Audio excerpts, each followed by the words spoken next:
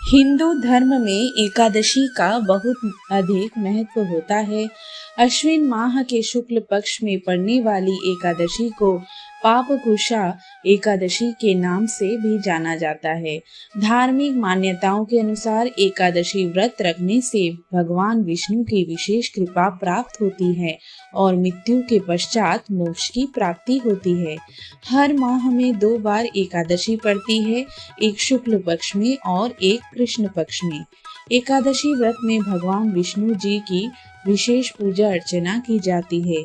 एकादशी व्रत के दिन व्रती को एकादशी व्रत कथा का पाठ जरूर करना चाहिए।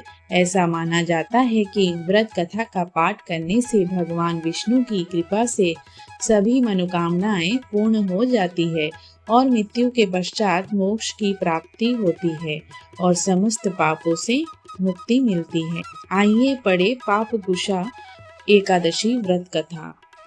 प्राचीन समय में विंध्य पर्वत पर क्रोधन नाम का एक बहेलिया रहता था। वह क्रूर स्वभाव का था। उसका सारा जीवन हिंसा, लूटपाट, मदपान और गलत संगति पाप कर्मों में ही व्यतीत हुआ था। जब अंत समय में यमराज के दूत बहेलिये को लेने आए और यमदूत ने बहेलिये से कहा कि कल तुम्हारे जीवन का अंतिम दिन है, कल हम तुम्हें ले जाएंगे। यह बात सुनकर बहेलिया बहुत भयभीत हो गया और महर्षि अंगिरा के आश्रम में पहुंचा और महर्षि अंगिरा के चरणों पर गिरकर प्रार्थना करने लगा।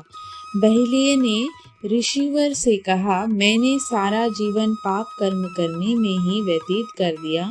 कृपा कर मुझे कोई ऐसा उपाय बता दीजिए जिससे मेरे सारे पाप मिट जाएं और मोक्ष की प्राप्ति हो जाए।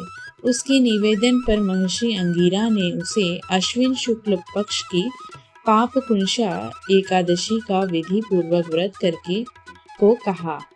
महर्षि अंगिरा के कहे अनुसार उस बहेलिये ने यह व्रत किया और किए गए सारे पापों से छुटकारा पा लिया और इस व्रत पूजन के बल से भगवान की कृपा से वह विष्णु लोक को गया। जब यमराज के यमदूत ने इस चमत्कार को देखा तो वह बहेलिया को बिना लिए ही यमलोक वापस लौट गए।